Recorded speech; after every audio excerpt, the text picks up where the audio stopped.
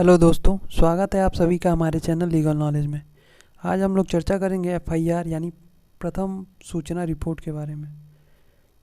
हम लोग देखेंगे कि एफआईआर किसे कहते हैं, एफआईआर कौन दर्ज करा सकता है, एफआईआर कहाँ दर्ज कराया जा सकता है और कौन सा पुलिस अधिकारी इसका अन्वेषण करता है, एफआईआर का साक्षिक महत्व क्या होता है। इन्हीं सब बातों पर आज हम लोग चर्चा करेंगे। पहला है, एफआईआर किसे कहते हैं। तो किसी संज्ञेय अपराध के घटित होने की जो सूचना है पुलिस अधिकारी को देना ही प्रथम सूचना रिपोर्ट यानी एफआईआर कहलाती है। मतलब कोई घटना घटित हुआ हो जो संज्ञेय हो और उसकी सूचना पुलिस अधिकारी को देना ही कहलाता है एफआईआर। दूसरा, एफआईआर कौन दर्ज करा सकता है।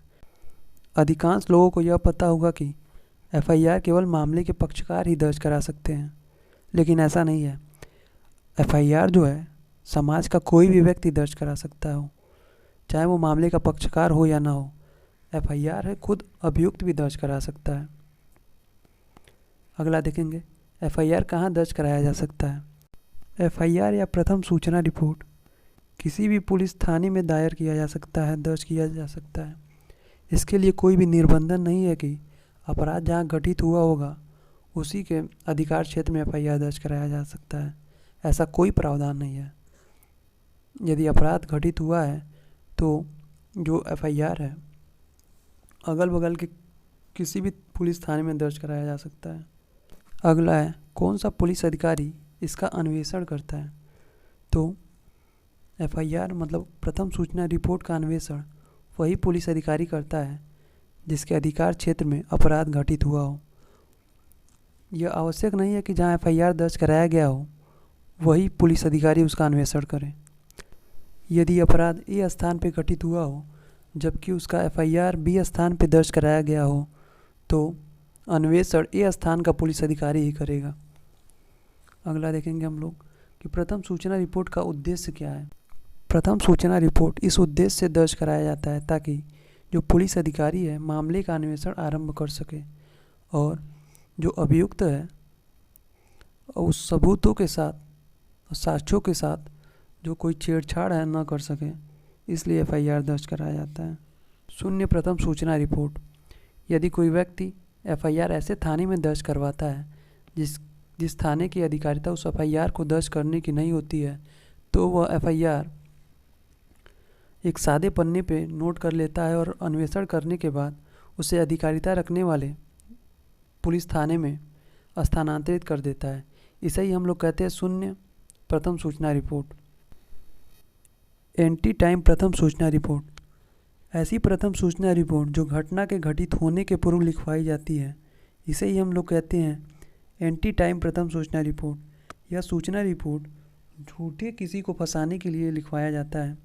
जैसे मान लें कि घटना जो है 5 बजे घटा हो लेकिन एफआईआर उस घटना के घटित होने से पहले ही 4 बजे लिखवा दिया गया हो।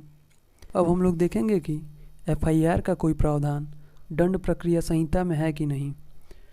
तो मैं आपको बता दूं कि भारतीय दंड प्रक्रिया संहिता 1973 में एफआईआर का कोई प्रावधान नहीं है, जबकि धारा 154 में संज्ञेय मामलों की इत्तला से संबंधित प्रावधान है। इसे ही हम लोग कहते हैं एफआईआर।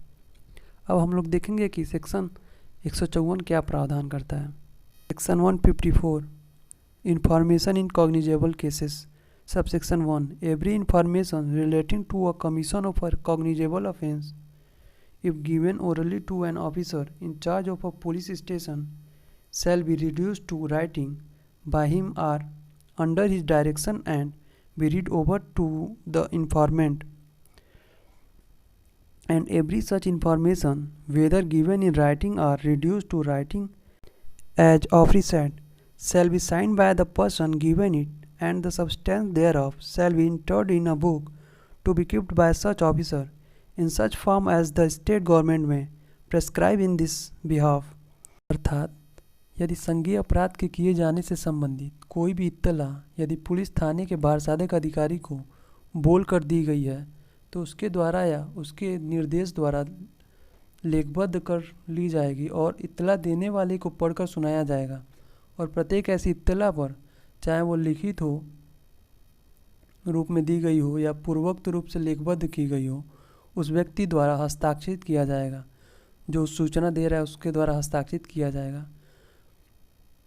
उसका सार ऐसी पुस्तक में जो उस अधिकारी द्वारा ऐसे रूप में रखी जाएगी जिसे राज्य सरकार इस निमित्त विहित करे प्रविष्ट किया जाएगा। मतलब एफआईआर या लिख कर दी गई हो या बोल कर दी गई हो, एफआईआर देने वाले व्यक्ति को सुनाया जाएगा और उससे हस्ताक्षरित कराया जाएगा और ऐसी सूचना का जो रिपोर्ट है एक डायरी में लिख लिया जाएगा जो राज्य सरकार जो निर्देश देता है उसके अनुसार। Section 2, A copy of the information as recorded under subsection 1st shall be given forthwith free of cost to the informant। मतलब उपधारा 1 के अधीन अभिलिखित इत्तला की प्रतिलिपि इत्तला देने वाले को तत्काल निःशुल्क दी जाएगी। जो एफआईआर दे रहा है उसको तत्काल दिया जाएगा निःशुल्क एफआईआर का एक कॉपी।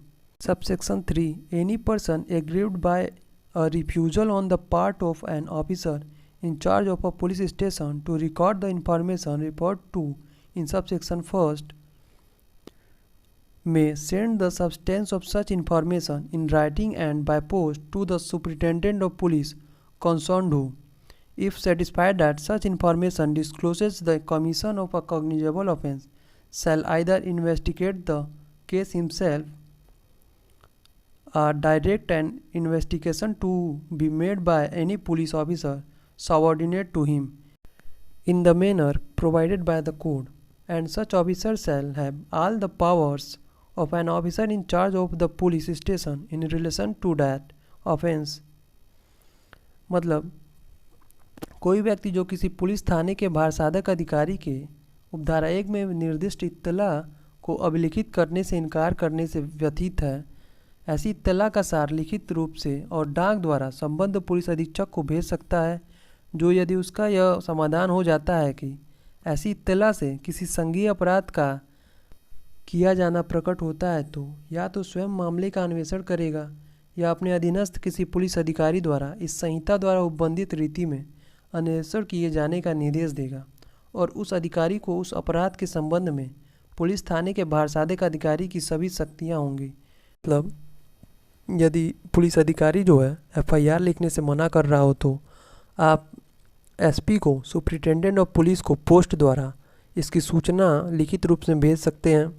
और यदि पुलिस अधीक्षक को यह लगता हो कि आपका मामला संज्ञेय है तो मामले का अन्वेषण स्वयं कर सकता है या अपने किसी अधीनस्थ को नियुक्त करके उसको सभी शक्तियाँ दे देगा उसका अन्वेषण करने के लिए।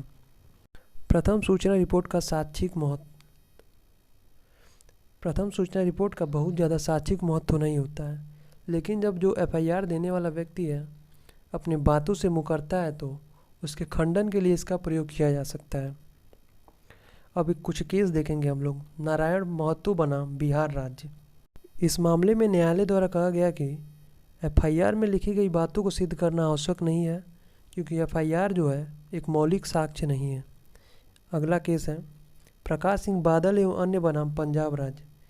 इस मामले में न्यायालय द्वारा यह निर्णय दिया गया कि पुलिस अधिकारी जो है एफआईआर लिखने के लिए बाध्य है वह यह नहीं कह सकता है कि जो सूचना दी जा रही है अविश्वसनीय है।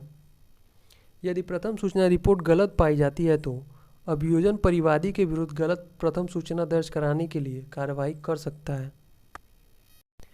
अगला केस है ललिता कुमारी बनाम उत्तर प्रदेश सरकार और अन्य। इसमें गलत प्रिंट हो गया है। इसमें न्यायालय द्वारा दिशा निर्देश जारी किए गए हैं एफआईआर से संबंधित। अगला केस है मुकेश बनाम राज्य एनसीटी दिल्ली। थैंक यू दोस्तों। अगर वीडियो अच्छा लगा हो तो लाइक करें, चैनल को सब्सक्राइब करें और अपने दोस्तों को शेयर करें। धन्यवाद।